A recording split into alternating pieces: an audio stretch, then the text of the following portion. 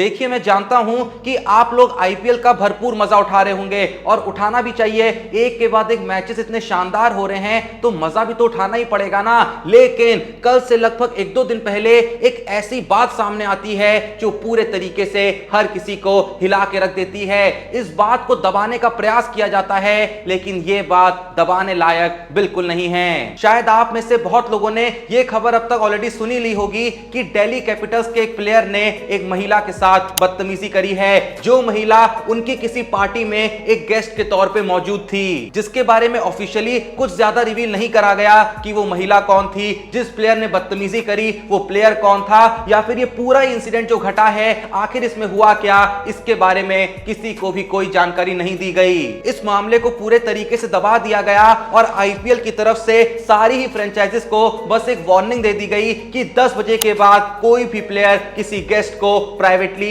Entertain नहीं करेगा। पर फिर भी फिलहाल के लिए जो रिपोर्ट सामने आ रही हैं उसमें यही बताया जा रहा है कि जिस प्लेयर की तरफ से यह हरकत करी गई है, जिस प्लेयर ने यह छेड़खानी करी है, वो प्लेयर असल में एक फॉरेन प्लेयर है। अब देखिए, जाहिर सी बात है, जब भी ऐसी बातें सामने आती हैं, खासकर आईपीएल के माहौल में जब भी कुछ ऐसा निचले स्तर का घटता है तो पूरे ही देश का जो सर है वो शर्म से झुक जाता है। और खासकर जब भी मैं कोई ऐसा इंसिडेंट सुनता हूं तो मेरी जो याददाश्त है वो सीधे 12 साल पीछे चली जाती है, साल 2011 में, और एक नाम मेरे दिमाग में बार बार दस्तक देने लगता है, गैब्रिएला पस्कोलोटो। अब वैसे तो मैंने इस पूरे ही इंसिडेंट पे एक फुली डेडिकेटेड वीडियो बनाई थी आज से ठीक 1 साल पहले, जब आईपीएल 2022 चल रही थी। लेकिन एक बार फिर से जब इस तरीके के इंसिडेंट सामने आ रहे हैं, जब वापस से वैसी घटनाएं घट रही हैं जो आईपीएल को तो बदनाम कर ही रही हैं बल्कि सेम टाइम पे देश पे भी दाग लगा रही हैं, तो जरूरी है उस इंसिडेंट को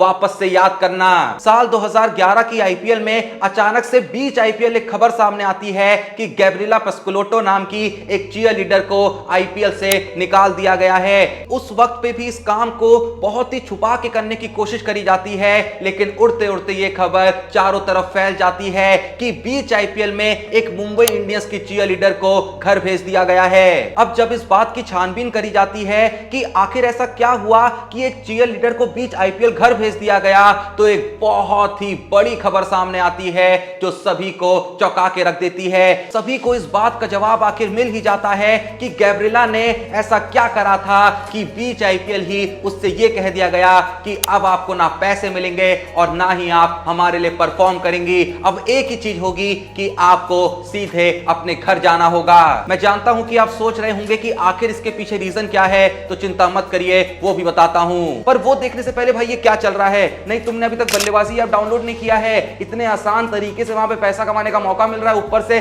मैं इतने बेहतरीन तुमको ऑफर कोड्स बता देता हूं, लेकिन तब भी नहीं तुम कर रहे हो। तो सबसे पहले तो अभी जाके बल्लेबाजी ऐप डाउनलोड करो, फिर डिपॉजिट के टाइम यूज करो कोड IPL5, जिससे तुम्हें मिलेगा 5% extra real cash on minimum deposit of 100 and maximum of 10,000। दूसरा ऑफर उनके लिए जो मेगा लीग के शौकीन हैं, यूज करो कोड IPLFTD, 1800 रुपए से ज्यादा डिपॉजिट कर रहे हो तो, और पाओ 99 वाली मेगा लीग की फ्री टिकट, और ये कोड सिर्फ और सिर्फ आप लोगों के लिए जो कि मेरे व्यूअर्स हैं। और हाँ, एक और खुशी की बात है, अपना अपना बल्लेबाजी यूजर नेम जाके कमेंट में लिख दो, उसमें से 5 लकी विनर्स के में मैं 200 रुपए वॉलेट में ऐड करूंगा। बाकी इनका प्रेडिक्टर फीचर तो है जहां पे तुमको बस यस या नो करना होता है और अंधा पैसा छापना होता है। अब कल के मैच के लिए क्वेश्चन क्या है, क्या जो कोलकाता है वो गुजरात से जीतेगी? मुझको तो लग रहा है भैया गुजरात का पलड़ा भारी है, इसीलिए मैंने तो यहां पे नो कर दिया है। तुम जो भी करने वाले हो कमेंट में बता दो और जाके भैया ऐप पे भी कर दो, और जैसी तुम्हारी प्रेडिक्शन सही होगी तुम्हारे पास भी होगा पैसा ही पैसा बाबू भैया। उसके अलावा स्क्रीन पे तुमको और भी क्वेश्चन दिख रहे होंगे, वहां पे भी यस या नो जो लग रहा है ना जाके कर दो, क्योंकि इससे आसान तरीका पैसा कमाने का और कहां होगा भाई। बाकी कार और बाइक के शौकीन तो तुम होगे ही, तो वो भी तो बल्लेबाजी दे रहा है ना। जैसे जैसे तुम फैंटेसी खेलते जाओगे, डिपॉजिट करते जाओगे, तुम्हारे जो लेवल्स हैं वो अनलॉक होते जाएंगे, तुमको कॉइंस मिलते जाएंगे, वो कॉइंस जैसे रिडीम होगे तो वो रिवॉर्ड्स में बदल जाएंगे, इसमें कार बाइक वगैरह बहुत कुछ मिलेगा भाई। तो वेट किस चीज का कर रहे हो भाई, लिंक डिस्क्रिप्शन में मौजूद है, अभी जाके बल्लेबाजी ऐप को डाउनलोड करो।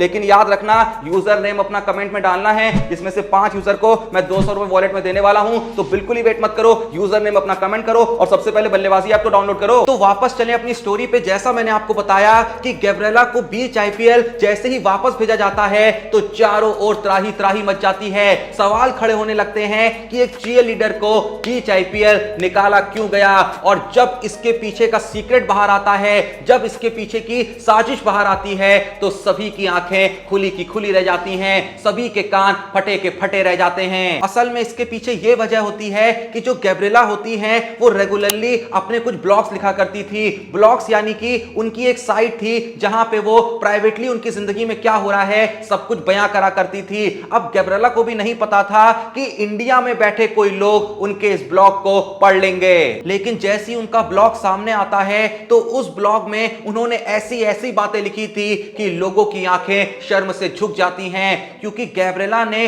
उस ब्लॉग में यह लिखा था कि आईपीएल के मैचेस खत्म होने के बाद जो आफ्टर पार्टीज होती थी उसमें बहुत बड़े बड़े वीआईपी आते थे और उसमें हम चीयरलीडर्स भी मौजूद रहते थे, लेकिन वहां पे जितने भी प्लेयर्स रहते थे, जो भी बड़े बड़े लोग होते थे, वो हमें इस तरीके से देखते थे जैसे हम कोई मांस का टुकड़ा हो। जी हां, गैब्रिएला ने एग्जैक्टली यही वर्ड्स यूज करे थे कि लोग हमें ऐसे देखते थे जैसे हम कोई मीट का टुकड़ा हो। गैब्रिएला ने उसी ब्लॉग में यह भी लिखा था कि जो ग्रीम स्मिथ हैं, ग्रीम स्मिथ को आप जानते ही होंगे, जो साउथ अफ्रीका के एक्स कैप्टन रह चुके हैं, उसके बारे में तो गैब्रिएला ने यह तक लिख दिया था कि जो ग्रीम स्मिथ थे वो अपनी पत्नी के साथ वहीं मौजूद रहते थे, लेकिन फिर भी वहां जितनी भी बाकी लड़कियां मौजूद होती थी सबके साथ वो फ्लर्ट करते थे और उनकी पत्नी भी उन्हें ऐसा करने देती थी। इवन गैब्रिएला ये तक लिख देती हैं कि वहां पे ऐसे कई वीआईपी लोग भी मौजूद होते थे जो अलग अलग चीयर लीडर्स के सामने ये प्रस्ताव रखते थे कि वो उनके कमरे में आए और उन्हें स्पेशल सर्विस दें। मैं जानता हूं कि अगर आप इस इंसिडेंट के बारे में पहली बार सुन रहे होंगे